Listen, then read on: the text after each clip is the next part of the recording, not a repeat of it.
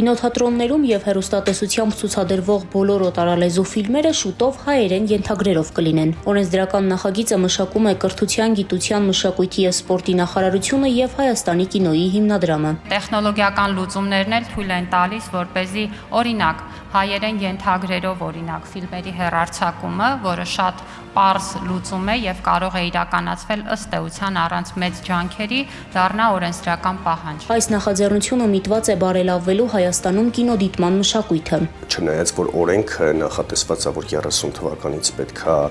գործարկվի, հիմնական այսինքն մասը, այսպես որ ամբողջությամբ 100%-ով պետքա ենթագրերը հայերեն լինեն, Հայաստանի կինոյի հիմնադրամը եւ կառավարության մեր գործընկերների հետ, այսինքն մեր հարաբերություններում հասկացանք, որ մասնավորի հետ մեր հարաբերությունների շրջանակում կարող ենք սկսել արդեն այս գործընթացը։ Դավիթ Բանուչյանի համոզմամբ օրենսդրական նոր պահանջով օտարալեզու ֆիլմերը կդիտվեն առանց բովանդակության ընկալման խոչընդոտների։ Սա դրական ազդեցություն կունենա հատկապես սփյուռքահայերի ժամանցի վրա։ Վերջի տարիներին